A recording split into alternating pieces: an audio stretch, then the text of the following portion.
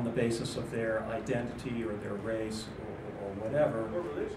And secondly, to keep, to encourage productivity, and frankly, I think Hewlett-Packard's much more concerned about productivity than they are about protecting people. But nevertheless, they go together here. Now, you know, what's the point of insisting that he publicly pledge allegiance to diversity? I mean, if he shows up for work, he does his job, he doesn't harass people in accordance with the policy, I would say it's too much to ask him to say, I guess maybe I'll just close by saying Hewlett-Packard doesn't own the inside of his brain, right? They only own the outside.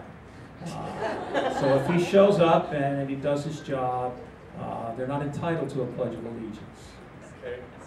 Reverend Novak?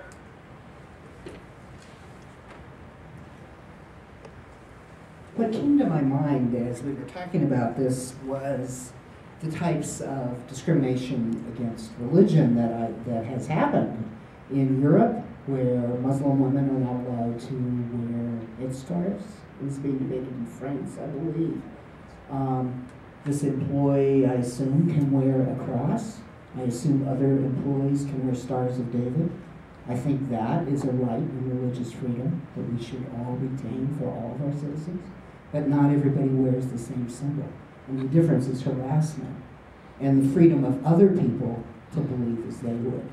And that's where someone's liberty ends, when they attack somebody else's and stop somebody else's freedoms. I have some disorganized thoughts here, but I'm very sympathetic to you pushing back on this, because it's not just that I respect the sincerity of his religious beliefs, but the sincerity of his feeling that to see a poster that says gay and has one of his colleagues on it is experienced as a form of religious persecution. That he sincerely believes that. And if the state of Utah put up the poster, we'd have a very different sort of situation where the government is making someone feel in this particular way. But I mean, for example, suppose an African American person wants to join the Ku Klux Klan, or a Jew wants to join the Nazi Party, or frankly, a gay man wants to be a scout leader in the Boy Scouts. You don't have a right to join every club that you want to be a member of which you want to be a member. And there's something similar going on at the workplace. That HP doesn't exist for the public. It exists for the shareholders.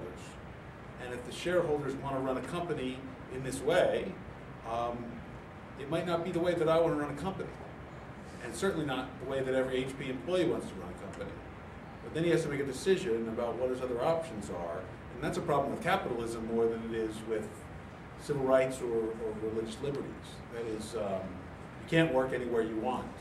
And this might be the best job that he has. And so he has to think about, I mean, he could work at a religious bookstore where everyone had the same faith and that there were no posters that said gay people. But he might make less money, or he might not get the job, or he might find it less personally satisfying. And those are difficult trade-offs for anybody. Incidentally, they're trade-offs that gay people, racial minorities, other people, women, frankly, make every day. And so it's sort of kind of a welcome to the club moment. And so, you know, we're confronting the fact of pluralism, and it's difficult. It really is for everyone.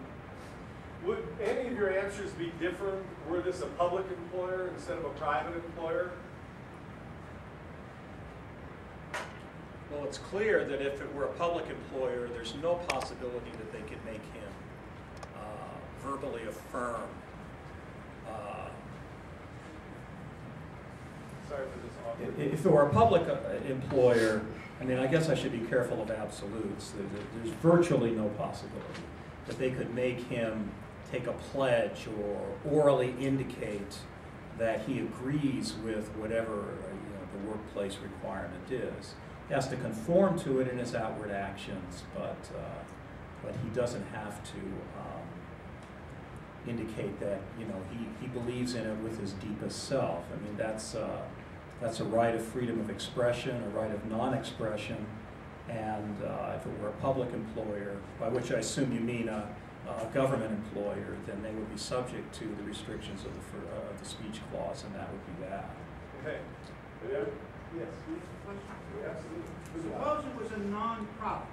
Suppose it was something like Catholic Community Services or a religious hospital or a religious organization delivering services to the poor in a city which had passed a non-discrimination statute. Some of those organizations are now being told, even though you're a religious organization, you must conform to the non-discrimination hiring practices and therefore hire people that your faith considers to be sinful and unacceptable. That seems to me like it's coercively limiting the organizations, the religious organizations' right to practice its principles operating as a nonprofit.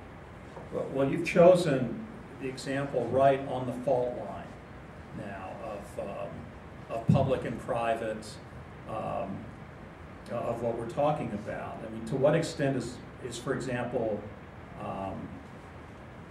well, I guess I'll just say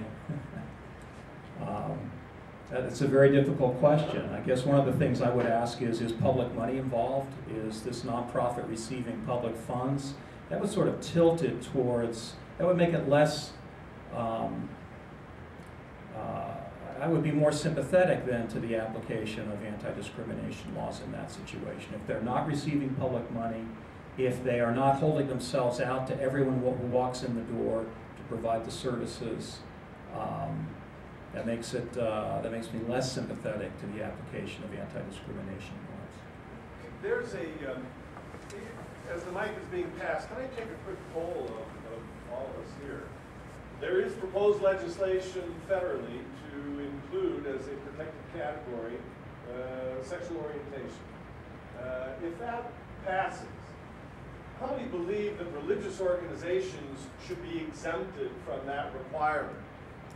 Do you believe, yes or no, that religious organizations should be exempt from the requirement to, the prohibition against discrimination based on sexual orientation? Say yes, please. Yes. No? No. And so I'm seeing or hearing maybe 2 to 1 that religious organizations should be exempt. Well, Real loud. I grew up in a very conservative religious church. Stand up. Sorry. I grew up in a very conservative religious church, and when I came out as a lesbian, I understand that the church that I grew up in does not accept that, and I have to be okay with that because they make no bones about it. They're very straightforward about their belief on that stance. And if a church or an organization is forthcoming from the beginning, then I think that the employees need to understand that. And if it says we do not discriminate, then all the employees that are hired need to understand that we cannot discriminate. But if they come in and say, we believe that this is wrong and we do not condone this behavior, then wanting to be a part of that, then you can't force, it's like you're trying to force your belief on that. And I don't think that's Loud, please. Yeah, I can be very the question, though, seems to me analogous to the question of discrimination on religious grounds anyway. That is to say, Brigham Young University, and I'm not sure anymore about the Catholic universities, but certainly at one point, in order to teach at those institutions, you had to be a person in good standing in that religious community. How was that affected once those institutions, because a good number of the Catholic institutions began to accept public funds? How was that treated at that point? What happened there? Does anyone know? Professor Rosky? I'm sorry, I heard everything until the last sentence. I think that was the important part. So. Did that policy making was that policymaking put into question once those universities began, as some of them did,